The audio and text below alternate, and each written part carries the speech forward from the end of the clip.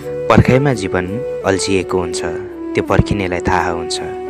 भ्रम नै सही, सत्य झुट, त्यो पर्खिनेलाई थाहा हुन्छ।